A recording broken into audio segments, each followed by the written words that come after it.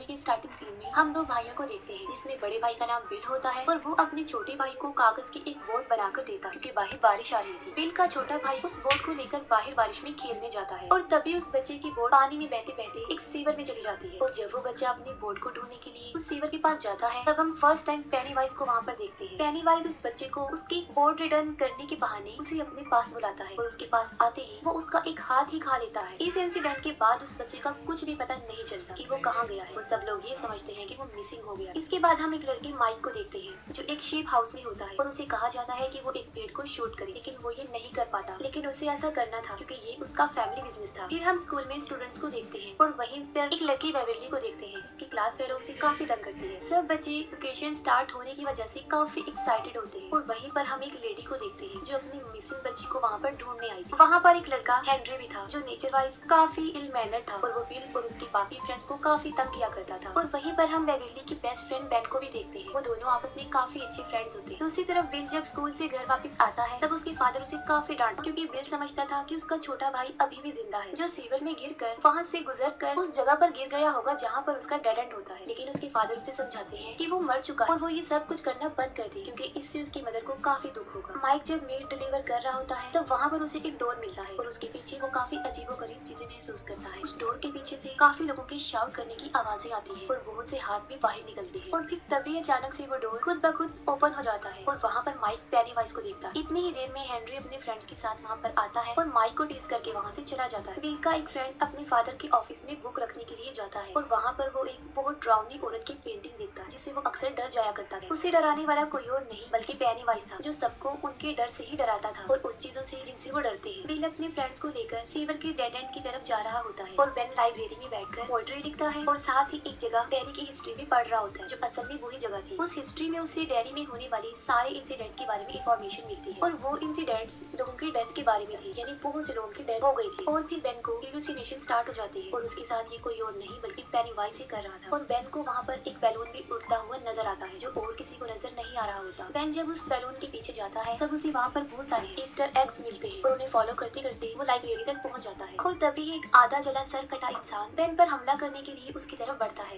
लेकिन बेन वहाँ से भाग जाता है। बेन जब वहाँ से जा रहा होता है तब हेनरी और उसके फ्रेंड उसे पकड़ लेते हैं, उसे काफी परेशान करते हैं और यहाँ तक कि हेनरी एक नाइफ से उसके पेट पर एच लिख देता है। इसी दौरान कार में एक कपल भी वहाँ से गुजरता है और बेन उनसे हेल्प मांगता है, लेकिन वो लोग उसकी एक नहीं सुनते। उसी कार में बेन एक रेड बैलून देखता है जिससे ये साफ जाहिर था कि वो कपल जो गाड़ी में बैठा हुआ है अब वो भी पेनीवाइज के कब्जे में आ चुके हैं। तभी किसी तरह बेन अपनी जान छुड़ाकर वहाँ से भाग जाता है और वो बैड ग्रुप्स का पीछा करते हैं। दूसरी तरफ बिल अपने फ्रेंड्स के साथ उस सिटी के सीवर की डेड एंड पर अपने भाई को ढूंढ रहा होता है, लेकिन वहाँ पर उसे किसी और बच्चे का जूता मिलता है। लेकिन इससे पहले कि वो सब लोग बिल के भाई को ढूंढने के लिए अंदर जाते इंजर्ड बेन वहाँ पर आ जाता है। वहीं पर बिल का एक फ्रेंड बिल के छोटे भाई को ढूंढने के लिए अंदर चला जाता है और वहाँ पर उसे बहुत सारे गोस्ट नजर आते हैं। उसे वहाँ पर बहुत सारी सॉल्स नजर आती है और पेनीवाइज उसे मार डालता है। बिल और उसके बाकी फ्रेंड्स बेन के लिए बैंडेज इक्विपमेंट्स ले रहे होते हैं, लेकिन उनके पास पैसे कम होते हैं। उसी मार्केट में बेवर्ली भी होती है जो मेडिसिन लेने में उनकी हेल्प करती है और फिर ये फ्रेंड्स ग्रुप बेवर्ली को उनके साथ तालाब पर चलने के लिए इनवाइट करते हैं। बेवर्ली जब घर पहुँचती है तब उसके फादर एज यूजुअल उसके साथ काफी अजीब बिहेव करते हैं। अपने फादर के बिहेवियर की वजह से बेवर्ली काफी अपसेट रहती थी और इस बार तो वो इतनी दुखी होती है कि वो अपने बाल काट लेती है। फिर वो सब फ्रेंड्स और बेवर्ली तालाब पर काफी एंजॉय करते हैं। ये सब फ्रेंड्स मिलकर बेन के घर जाते हैं और वहाँ पर उसका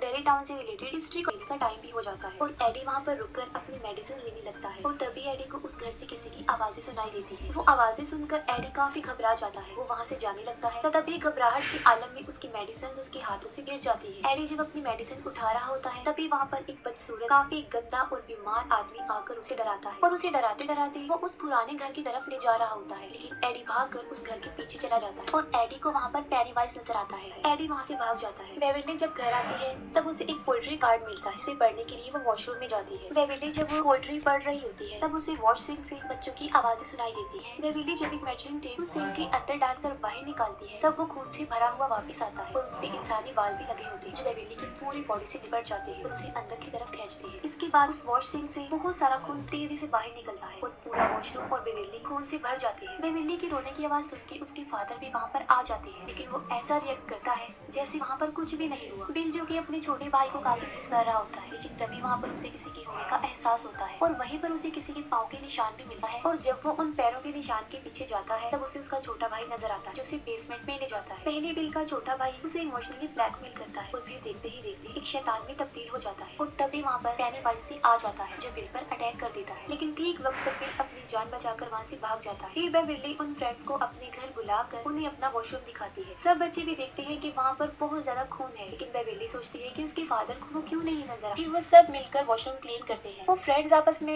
डिस्कस करते हैं कि कुछ ना कुछ तो गड़बड़ जरूर है, क्योंकि उन लोगों के साथ भी कुछ ना कुछ अजीबोगरीब हो रहा है और वो जोकर उनको भी नजर आता है। तभी कुछ दूर फासले पर उन्हें हेनरी की कार और माइक की साइकिल नजर आती है और वो माइक को बचाने के लिए फौरन भागते हैं। दूसरी तरफ हेनरी और उसके फ्रेंड्स जबरदस्ती माइक को कच्चा गोश्त खिलाने की कोशिश करते हैं और उसे काफी पीटते भी हैं। तभी कुछ दूर फासले पर माइक को पेनीवाइज नजर आता है जो एक बच्चे का हाथ खा रहा था और साथ साथ वो माइक को एक अजीब सी स्माइल भी दे रहा था। और तभी फौरन वो फ्रेंड्स वहाँ पर पहुँच जाते हैं और हेनरी और उसके फ्रेंड्स पर पत्थरों की बारिश कर देते हैं और वो लोग माइक को सेव कर लेते हैं। फिर वो ग्रुप मिसिंग होने वाले बच्चों के पोस्टर देख रहे थे। तभी बेन उन्हें बताता है कि उसने डेरी टाउन के बारे में दोबारा से पढ़ा है। वो कहता है कि मुझे पता चला है कि डेरी टाउन में हर 27 साल बाद ऐसे इंसिडेंट्स होते रहते हैं। उन इंसिडेंट्स में लोग गायब होते हैं और ज्यादातर बच्चे, और ऐसा पहले तो कुछ अरसे तक चलता रहता है लेकिन फिर अचानक से बंद हो जाता है और फिर 27 सालों बाद ऐसा होने लगता है। वो लोग ये समझ जाते हैं कि कोई तो है जो 27 साल बाद आ जाता है और बच्चों को पकड़कर खा जाता है और इतना ज्यादा शिकार करने के बाद 27 सालों तक वो बिल्कुल रिलैक्स हो जाता है। और साथ में वो ये बात भी समझ जाते हैं कि वो बच्चों के सामने उन्हें उसी रूप में आकर डराता है जिससे वो सबसे ज्यादा डरते हैं। और जाहिर है तकरीबन सब बच्चे ही जोकर से डरते हैं। बिल सबको अपने घर ले जाता है और उन्हें डेरी टाउन का मैप दिखाता है। मैप देखकर उन लोगों को पता चलता है कि जहाँ जहाँ वो इंसिडेंट्स हुए थे वो जमीन के नीचे एक गटर से जुड़े हुए हैं और ये सारे गटर एक ही जगह पर आकर आपस में मिलते हैं और वो कुआं है जो उसी पुराने घर में था। वो बच्चे फौरन ये समझ जाते हैं कि पेनीवाइज वहीं पर रहता है उसी पुराने घर के कुएं में। तभी एडी इन बातों से काफी डर जाता है और वो सब कुछ बंद करने के लिए कहता है, लेकिन अचानक से प्रोजेक्टर अपने आप ऑन हो जाता है और पिक्चर्स खुद ब खुद चेंज होने लगती है। ये देखकर वो लोग काफी घबरा जाते हैं, काफी डर भी जाते हैं। और तभी उन पिक्चर्स में बिल के छोटे भाई की पिक्चर भी आती है और तभी फौरन पेनीवाइज भी एक पिक्चर की सूरत में उनके सामने आता है और तभी पेनीवाइज उस फोटो से निकलकर उन बच्चों को डराता है। वो सारे बच्चे काफी डर जाते हैं, लेकिन बिल डिसाइड करता है कि वो उस पुराने खंडर वाले कुएं में जाएंगे और पेनीवाइज का मुकाबला करेंगे। वो सब बच्चे बिल की बात मानकर उसके पीछे पीछे उस घर में जाते हैं। बिल कहता है कि हमें उसका मुकाबला करते हुए उसे रोकना चाहिए, वरना ये सिलसिला ऐसे ही चलता रहेगा और हो सकता है कि नेक्स्ट उनमें से ही कोई हो जो मिसिंग हो जाए और उस जोकर का शिकार बन जाए। और जब वो लोग उस घर के अंदर जाते हैं तो पेनीवाइज उन्हें विजन दिखाता है और एक दूसरे से अलग कर देता है। एडी फिर से उस क्रीपी आदमी से डरकर ऊपर से नीचे गिर जाता है और काफी इंजर्ड हो जाता है। उन फ्रेंड्स में बिल का फ्रेंड रिची जो एक रूम में बंद हो जाता है और वहाँ पर बहुत सारे जोकर्स थे और तभी वहाँ पर पेनीवाइज आ जाता है। लेकिन इससे पहले कि वो रिची को कोई नुकसान पहुँचाता, बिल बिल्कुल ठीक वक्त पर दरवाजा खोलकर उसे बचा लेता है और फिर पेनीवाइज एडी के पास जाता है। लेकिन इससे पहले कि पेनीवाइज एडी को डराकर मार देता, बिल और रिची वहाँ पर पहुँच जाती है और पेनीवाइज उन दोनों पर ही अटैक कर देता है। और तभी बेवर्ली एक लोहे के रॉड को पेनीवाइज के सर में दे मारती है जिससे वो जख्मी हो जाता है। लेकिन इसके बावजूद भी वो बच्चों को डराने से बाज नहीं आता। वो उन्हें काफी डराता है और अपने बड़े बड़े नाखूनों से वो बेन को जख्मी कर देता है। लेकिन वो सारे बच्चे वहाँ पर एक साथ थे और पेनीवाइज भी इंजर्ड था, तो वो उन्हें कोई नुकसान पहुँचाए बगैर ही वहाँ से चला जाता है। तभी बिल उसका पीछा करता है और उसे उस कुएं में जाते हुए देख लेता है और तभी वो सब बच्चे उस घर से अपनी जान बचाकर भाग जाते हैं। बिल अपने फ्रेंड्स को कहता है कि वो दोबारा से उस घर में जाएंगे, लेकिन अब वो पूरी तैयारी से आएंगे और बड़ी बहादुरी से वो पेनीवाइज का मुकाबला करेंगे। लेकिन बेवर्ली के अलावा कोई भी उसकी ये बात मानने के लिए एग्री नहीं होता। वो कहते हैं कि वो लोग वापस वहाँ पर नहीं जाएंगे। बिल का फ्रेंड रिची जब उसे कहता है कि उसका भाई अब मर चुका है, बिल को इस बात पर गुस्सा आ जाता है और उन दोनों में लड़ाई हो जाती है और वो ग्रुप आपस में बिखर जाता है। बेवर्ली उन्हें काफी समझाती है कि पेनीवाइज यही चाहता है कि वो सब एक दूसरे से अलग हो जाए, क्योंकि उसे पता है कि अगर वो साथ रहे तो वो उसका मुकाबला कर लेंगे। लेकिन बेवर्ली की ये बात कोई नहीं सुनी। दूसरी तरफ हेनरी को अपने घर के पास रखे गए लेटर बॉक्स के ऊपर एक रेड बैलून उड़ता हुआ नजर आता है जो पेनीवाइज के वहाँ होने का साइन था। जब उस बॉक्स को ओपन करता है तब उसे वहाँ पर एक नाइफ मिलता है। ये नाइफ उसी का था जो जंगल में गिर गया था जब वो बेन के पीछे भागा था। हेनरी जब उस चाकू को ले लेता है तब वो पूरी तरह से पेनीवाइज के कंट्रोल में आ चुका होता है। पेनीवाइज हेनरी को बहुत फोर्स करता है कि वो अपने फादर को जान से मार डाले, जबकि हेनरी सच में पेनीवाइज के बहुत ज्यादा कब्जे में आ चुका था और वो सच में ही अपने फादर को जान से मार डालता है जब वो सो रहे होते हैं। बेवर्ली के डैड अग्रेसिव होकर उसके साथ जबरदस्ती करने की कोशिश करते हैं। बेवर्ली अपने फादर को टांग मार के वहाँ से भाग जाती है और खुद को वॉशरूम में बंद कर लेती है। लेकिन बेवर्ली का फादर बाथरूम के दरवाजे को तोड़कर अंदर घुस जाता है। अपनी जान बचाने के लिए बेविली सिंक अपने फादर के सर में मार देती है, जिससे वो इंजर्ड होकर बेहोश हो जाता है। दूसरी तरफ बिल बेविली को ढूंढते ढूंढते उसके घर तक चला जाता है, जहाँ पर उसे उसके फादर की डेड बॉडी के साथ दीवारों पर पेनीवाइज का मैसेज मिलता है। वहाँ पर लिखा होता है कि you die if you try. Bill अपने सब फ्रेंड्स को बताता है कि पेनीवाइज बेविली को ले गया है और वो बेविली को बचाने के लिए फिर से एक हो जाते हैं और फिर वो लोग दोबारा से उस घर में आते हैं। लेकिन इस बार वो अपनी पूरी तैयारी से पेनीवाइज का मुकाबला करने के लिए हथियार भी अपने साथ लाए होते हैं। दूसरी तरफ बेविली के ऊपर खून के कुछ कतरे गिरते हैं, जिससे वो होश में आती है और वो देखती है कि वो एक गटर में है, जहाँ पर कचरे का एक बहुत बड़ा ढेर काफी ऊंचाई तक लगा होता है और वहाँ पर बच्चों की डेड बॉडीज भी हवा में फ्लाई करती है। तब बेविली वहाँ से भागने की कोशिश करती है, लेकिन पेनीवाइज उस पर अटैक कर देता है और उसे काफी डराता है। लेकिन बेविली नहीं डरती। बेविली बड़ी बहादुरी से उसका मुकाबला करती है। पेनीवाइज जब देखता है कि वो उसे नहीं डर रही तो वो उसे उसका असली रूप दिखाता है और वो पेनीवाइज की एक डेड लाइट भी थी। उसे देख बेविली फौरन बेहोश हो जाती है। सारे बच्चे कुएं से नीचे उतर जाते हैं, लेकिन सबसे लास्ट में जब माइक की बारी आती है तब हेनरी उस पर अटैक कर देता है। वो उसे मारने की कोशिश करता है, लेकिन माइक उसका मुकाबला करके कुएं से उसे काफी नीचे गिरा देता है। वो लोग जब नीचे उतर रहे होते हैं तब उनका एक फ्रेंड उनसे बिछड़ जाता है और यहाँ पर पेनीवाइज उस भयानक पेंटिंग वाली औरत की सूरत में उस पर अटैक कर देता है। बाकी फ्रेंड्स अपने उस दोस्त को ढूंढने के लिए वहाँ पर पहुँच जाते हैं, लेकिन इससे पहले कि पेनीवाइज उसे जान से मार डालता वो सब वहाँ पर पहुँच जाते हैं। पेनीवाइज वहाँ से भाग जाता है और तभी बिल को अपना छोटा भाई भी वहाँ पर नजर आता है, जिसको फॉलो करते हुए वो बिल्कुल उसी जगह पर पहुँच जाता है जहाँ पर बेविली भी थी। बेविली हवा में लटकी हुई थी और बिल उसे नीचे लाने की कोशिश करता है और फिर बिल अपने भाई के पास चला जाता है। तभी बाकी फ्रेंड्स वहाँ पर आ जाते हैं और सब मिलकर बेविली को नीचे उतारते हैं, लेकिन बेविली होश में नहीं थी। वो सब उसे होश में लाने की कोशिश करती है, लेकिन स्टिल वो होश में नहीं आती। फिर बेन बेविली को हक करता है क्योंकि वो उसे लाइक करता था, तो इसी वजह से बेविली पेनीवाइज के ट्रैप से बाहर आ जाती है और बिल्कुल होश में आ जाती है। पेनीवाइज बिल को उसके छोटे भाई के रूप में काफी इमोशनली ब्लैकमेल करता है और उसे अपने साथ घर ले जाने के लिए भी कहता है। बिल उसकी बातें सुनकर रोता है और कहता है कि मैं जानता हूँ कि तुम मेरे भाई नहीं हो, और वो उसे गन से शूट कर देता है। और फिर पेनीवाइज अपने असली रूप में आकर उन सब पर अटैक कर देता है। वो सब बच्चे